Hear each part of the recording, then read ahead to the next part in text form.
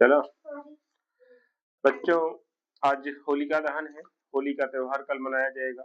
ये रंगों का पर्व है।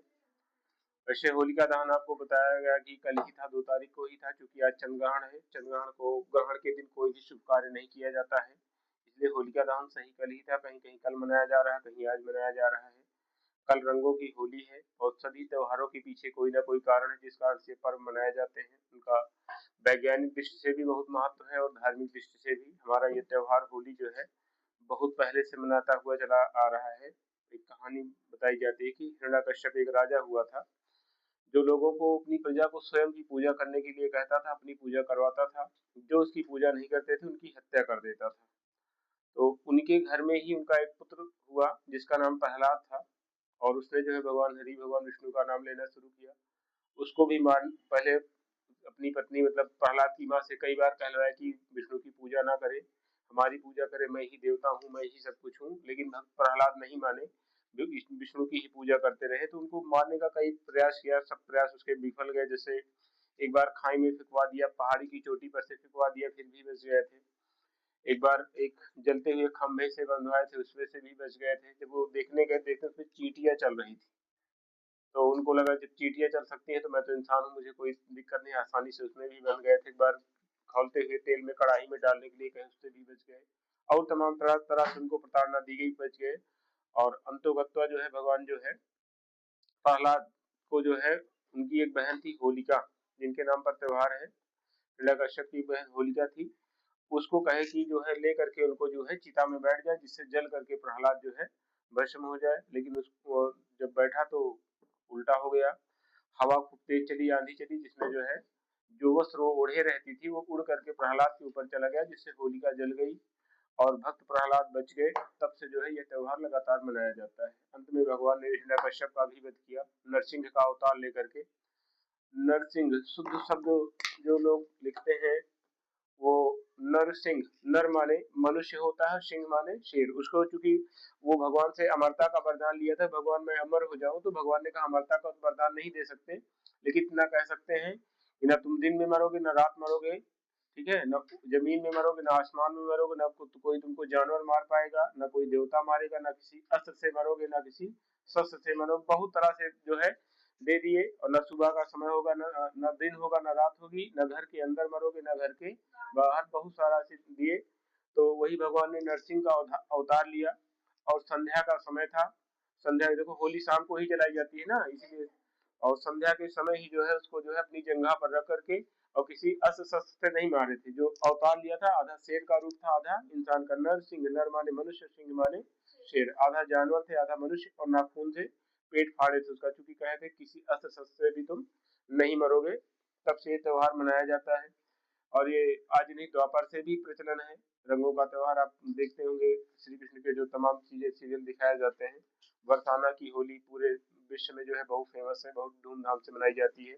ब्रज में होली जो है, ब्रज की होली जो है, तो बहुत और रीजन है। और वैज्ञानिक रीजन ये है कि थोड़ा सा जैसे, और एक रीजन जैसे पहले मनोरंजन के साधन नहीं हुआ करते थे, लोग कोई ना कोई बहाना ढूंढते थे। जैसे अब काम शुरू होने वाला है, गेहूं की कटाई हो गई, सरसों की कटाई हो गई, चना मटर सारी फसलें इस समय तैयार हो रही है, तो लोग काम को करने से पहले धूमधाम से उत्सव मनाते थे। उत्सव मना करके तब काम में लग जाते थे, खा पी करके वही तमाम तरह के पकवान लोग नए नए बनाते हैं, बढ़िया बढ़िया खाते हैं। तो एक विशेष चीज, ज्यादा लंबा समय मत लीजिए।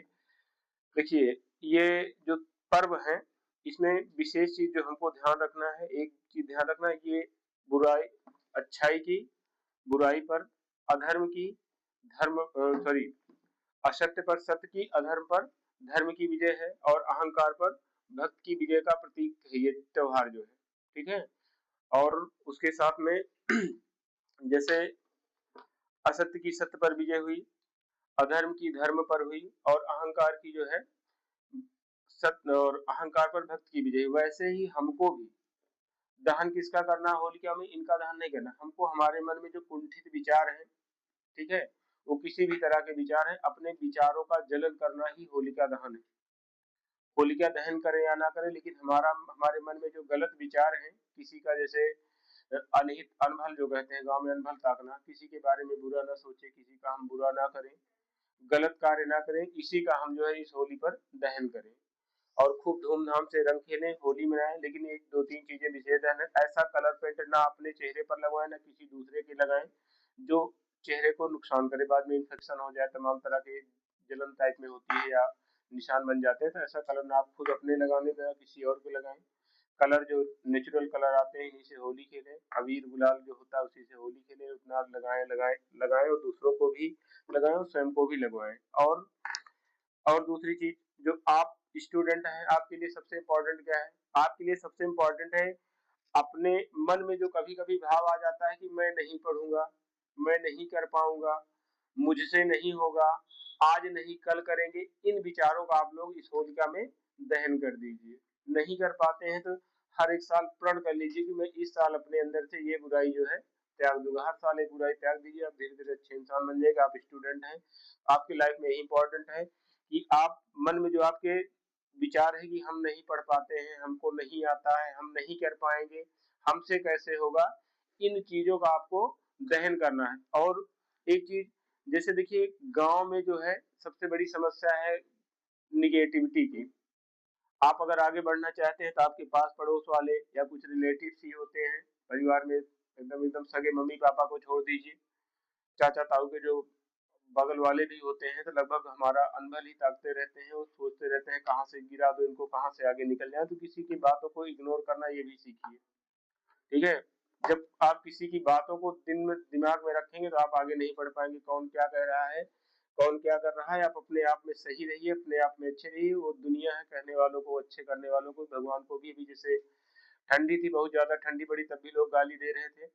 अभी गर्मी जब होगी तो फिर गाली देने लगेंगे जो है, तो वो आप कोई अच्छा नहीं कहता है। तो आप लोग इन चीजों को मन से, निगेटिविटी जो आपके मन की है, इनका जो है इस होलिका में दहन कर दें और रंगों का पर्व खूब धूमधाम से मनाएं, अच्छे से होली खेलें, ठीक है? और एकदम स्वस्थ रहें, मस्त रहें, पढ़ाई भी अपनी जारी रखें और इन विचारों को त्याग के साथ और खुशियों के साथ आपको होली की ढेर सारी हार्दिक शुभकामनाएं। और जितने लोग हमारे चैनल से जुड़े हैं, आप सभी को सपरिवार इस रंगों के पर्व होली की बहुत सारी जो है बधाई। आप सब जो है इस अवसर पर अपने जीवन से जो नकारात्मक द्वेष और कुविचार, इनका सब दहन करके प्रेम, सौहार्द और सद्भाव का प्रकाश फैलाने की कोशिश करें। धन्यवाद। आप सबको होली बहुत बहुत मुबारक हो। आप सब खूब अच्छे से रंगों का त्योहार मनाएं।